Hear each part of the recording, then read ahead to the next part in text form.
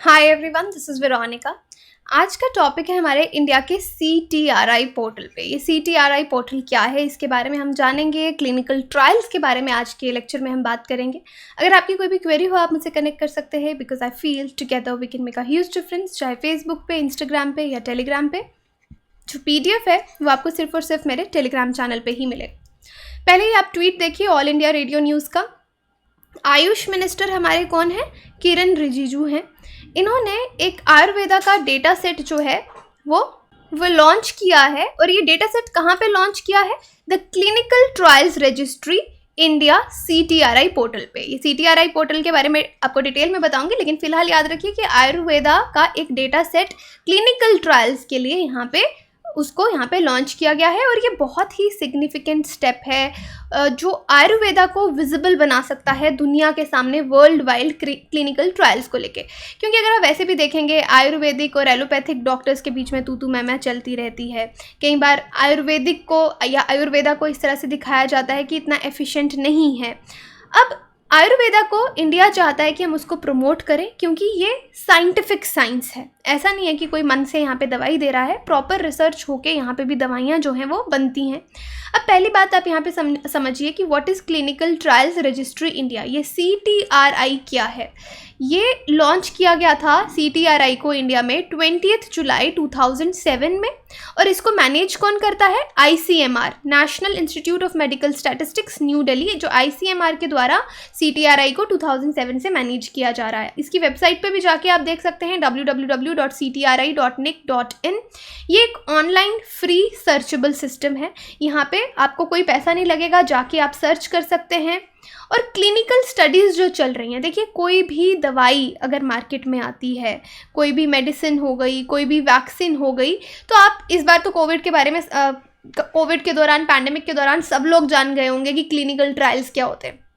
तो ऐसा नहीं होता कि कोई मेडिसिन या वैक्सीन एकदम से मार्केट में आ जाती है, नहीं। पहले उसके मोस्टली एनिमल पे ट्राई किए जाते हैं। फिर आपके क्लिनिकल ट्रायल्स शुरू होते हैं, जहाँ पे डिफरेंट कोहर्ट जो है ह्यूमंस के अलग अलग जगह पे phase 1, phase 2, phase 3 clinical trials किए जाते हैं। अगर वहाँ से कोई मेडिसिन या वैक्सीन अप्रूव होती है तभी उसको कमर्शियल चीज़ों के लिए बेचा जाता है, मार्केट में लाया जाता है। तो अगर आप लोग जानना चाहते हैं कि कौन कौन सी क्लिनिकल स्टडीज़ हमारे यहाँ पे चल रही हैं, तो आप इस साइट पे जा सकते हैं। ये ऑनलाइन फ्री प्लेटफॉर्म है यहाँ पे for the prospective registration of all clinical studies. यहाँ पे जितनी भी क्लिनिकल स्टडीज़ चल रही हैं उनको रजिस्टर किया जाता है, ताकि सबको पता रहे कि कौन सी स्टडी कहाँ पे चल रही है या इंडिया में कौन सा कंडक्ट हो रहा है। इन एडिशन जो CTRI है, clinical studies being conducted in countries, जिन कंट्रीज़ का खुद का प्राइमरी रजिस्ट्री नहीं है वो लोग भी यहाँ पे रजिस्टर, वो कंट्रीज़ को भी हम लोग यहाँ पे एक्सेस देते हैं कि वो भी यहाँ पे आके अपने आप को रजिस्टर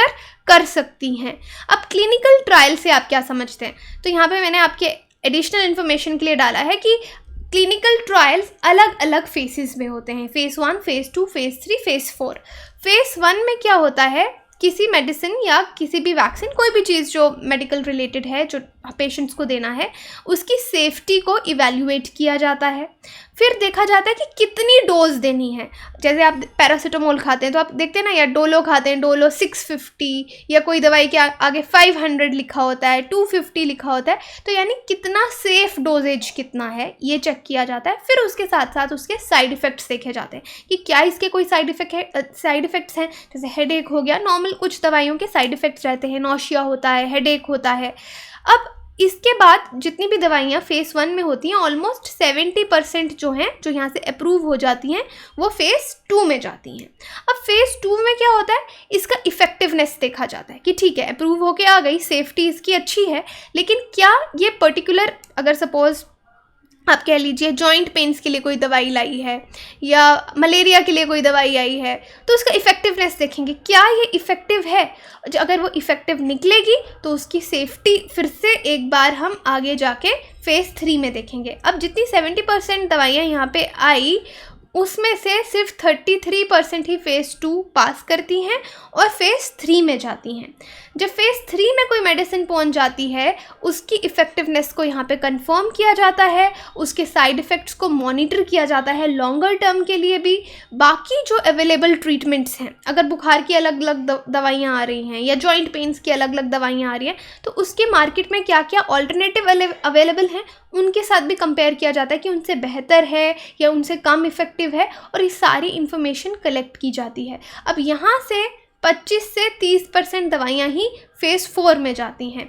और फेज़ 4 क्या होता है, यहाँ पे एडिशनल इन्फॉर्मेशन अप्रूवल के बाद कि इसका रिस्क बेनिफिट बेस्ट यूज़ कहाँ पे है, कैसे होगा, ये US food and drug administration के द्वारा, ये स्क्रीनशॉट मैंने यहाँ से लिया है कि इस तरीके से कई लोग सिर्फ फेज़ 3 तक ही ट्रायल्स करते हैं, कुछ लोग फेज़ 4 में भी जाते हैं, बट इस तरह से क्लिनिकल ट्रायल्स के फेसेस होते हैं। और यहाँ पे नंबर ऑफ़ पीपल, लोगों पे, वॉलंटरी जो लोग होते हैं उन पे भी कई बार टेस्ट किया जाता है। अब लैब स्टडीज़ में अगर आप देखेंगे, जिनको प्री क्लिनिकल कहा जाता है, प्री क्लिनिकल यानी अभी आप क्लिनिकल स्टेज पे नहीं पहुँचे हो, लैब में ही कोई चीज़ डेवलप की जाती है। ओके, सपोज़ आप कोई एंटी बैक्टीरियल दवाई बना रहे हैं, तो आप पेट्री प्लेट, एक पेट्री प्लेट होती है, उसमें बैक्टीरिया को ग्रो किया जाता है, फिर उसमें वो, जैसे कोई भी दवाई होगी, एम्पिसिलिन हो गई, इस तरह के लैब स्टडीज़ कंट्रोल लगा के किया जाता है। कंट्रोल क्या रहता है कि कोई भी आप एक्सपेरिमेंट करते हैं तो आप उसमें 2 प्लेट्स लगाएंगे, सेवरल कॉपीज़ लगाई जाती हैं, जैसे आपको समझाने के लिए।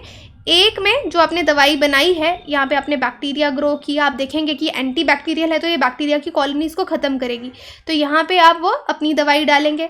यहाँ पे आपने ग्रो किया, दोनों को सेम कंडीशंस में रखेंगे और यहाँ पे इसको ये दवाई नहीं देंगे। तो इस तरह से लैब स्टडीज़ में कई साल तक जो मेडिसिन हैं वो प्रिपेयर की जाती हैं।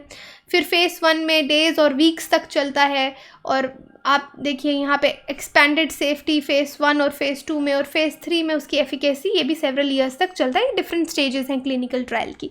Okay, coming back to a topic, जो आपको याद रखना है कि आयुर्वेदा के लिए यहाँ पे स्टेप लिया गया है, वर्ल्ड वाइड विजिबिलिटी उसकी इंक्रीज़ हो, लोग जानें कि आयुर्वेदा में कौन कौन से क्लिनिकल ट्रायल्स चल रहे हैं, आयुर्वेदा बेस्ड क्लिनिकल ट्रायल्स कौन से हैं। तो ये जो डेटा सेट है clinical trials registry India CTRI portal पे, इसको ऐड किया गया है। और देखिए किन्होंने ऐड किया है ये डेटा सेट, जॉइंटली डेवलप किया है।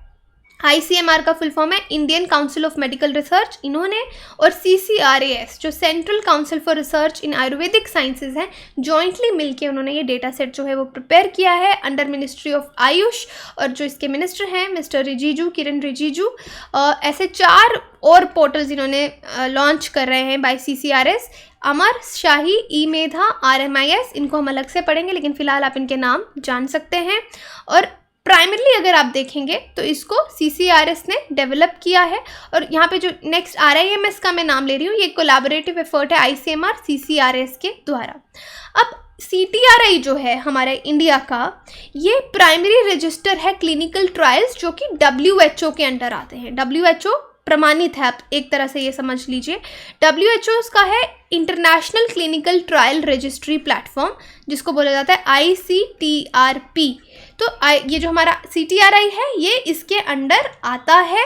और अब CTRI के अंदर हमने क्या किया, क्रिएट किया, आयुर्वेदा डेटा सेट भी किया है, तो अल्टीमेटली WHO के अंडर ये भी आ रहा है। और जितनी भी आयुर्वेदा की टर्मिनोलॉजीज़ हैं जो क्लिनिकल स्टडी में यूज़ होती हैं, वो भी इसमें यूज़ करेंगे। अदरवाइज़ पहले क्या होता था, जो आपकी मॉडर्न मेडिसिन है आयुर्वेदा के लिए, वहीं से वर्ड्स यूज़ कर लिए जाते थे, टर्मिनोलॉजीज़ यूज़ कर ली जाती थी, लेकिन अब यहाँ पे इसकी खुद की टर्मिनोलॉजीज़ जो हैं वो यूज़ की जाएंगी। अब इस डिजिटल प्लेटफॉर्म का की फीचर क्या है कि यहाँ से there is a provision of selection of Ayurveda health conditions from drop down of 3866 Ayurveda morbidity codes, जो कोड्स आयुर्वेदा के अपने हैं वो यहाँ पे यूज़ किए जाएंगे, जिनको इनकॉर्पोरेट किया गया है नमस्ते पोर्टल के साथ। और ये पोर्टल जो है आयुष मिनिस्ट्री ने बनाया है। अब देखिए आयुर्वेदा और योगा इंडिया के लिए ये सॉफ्ट डिप्लोमेटिक पावर्स हैं। योगा को आपने ऑलरेडी देखा बाहर के देशों में, वेस्टर्न कंट्रीज़ में भी कितनी फेमस है। तो इंडिया की सॉफ्ट डिप्लोमेटिक पावर है, कल्चरल जो है एक्सचेंज, हेरिटेज जो है इंडिया का, हम बाहर प्रमोट करते हैं। तो सेम चीज़ आयुर्वेदा, जैसे योगा इतना इम्प्रूव हुआ है तो आयुर्वेदा के साथ भी करने की ज़रूरत है कि इंडिया की ट्रेडिशनल नॉलेज जो है दुनिया में लोगों तक पहुँचे। और यहाँ पे क्योंकि हमारा बहुत एक गलत माइंडसेट लोगों का रहता है कि आयुर्वेदा इज़ नॉट साइंटिफिक, कि साइंटिफिक नहीं है, ऐसा नहीं है, साइंटिफिक है, बट डेफिनेटली इसमें ज़्यादा रिसर्च की ज़रूरत है। और अब लोग अगर इसको जितना पढ़ पाएंगे, क्लिनिकल ट्रायल्स को समझ पाएंगे, तो उनका विश्वास भी आयुर्वेदा पे बनता जाएगा। तो ये इस मिशन में एक इम्पॉर्टेंट रोल प्ले करेगा। अब देखिए क्लिनिकल रजिस्ट्री हमारे लिए इम्पॉर्टेंट क्यों है। क्लिनिकल ट्रायल्स तो कॉन्टिन्यूसली अगर आप वर्ल्ड में देखेंगे किसी भी नए ड्रग के लिए, डिस्कवरी के लिए, डिजीज़ की ट्रीटमेंट के लिए वो चलते रहते हैं। लेकिन प्रॉब्लम कहाँ पे आती है कि ये रिजल्ट्स लोगों को पब्लिकली अवेलेबल नहीं होते। इससे एक पॉसिबिलिटी रहती है कि लोगों के पास सही इन्फॉर्मेशन ट्रायल्स के बारे में नहीं है। क्योंकि अगर आप देखेंगे इससे किस तरह की प्रॉब्लम्स आएंगी, वैक्सीन हेजिटेंसी जैसे है, क्योंकि लोगों के पास प्रॉपर इन्फॉर्मेशन नहीं, आधे लोग बोलते नहीं इस वैक्सीन का तो क्लिनिकल ट्रायल ही नहीं हुआ, हम ये वैक्सीन नहीं लेंगे। इनफैक्ट बहुत सारी कंट्री में, ऑस्ट्रेलिया में भी हमने बहुत सारे वैक्सीन हेजिटेंसी देखा। तो अगर इन्फॉर्मेशन लोगों के पास अवेलेबल रहेगी, एक्यूरेट इन्फॉर्मेशन रहेगी, तो इस तरह की प्रॉब्लम्स नहीं होंगी। इसलिए ये देखते हुए WHO जो है इन्होंने मैंडेटरी किया कि एक ऑनलाइन रजिस्ट्री जो है क्लिनिकल ट्रायल्स की वो होनी चाहिए। इंडिया में ये वर्क CTRI के थ्रू होता है, और ये हमारा जो CTRI है ये वर्ल्ड हेल्थ ऑर्गेनाइजेशन रजिस्ट्री का एक पार्ट है। ओके, तो यही था CTRI के बारे में और आयुर्वेदा के बारे में। जो आयुर्वेदा को यहाँ पे आप देखेंगे प्रमोट किया जा रहा है। बाकी आप हमारी वेबसाइट विजिट कर सकते हैं, एप्लीकेशन डाउनलोड कर सकते हैं कोर्सेज की जानकारी के लिए। Thank you so much.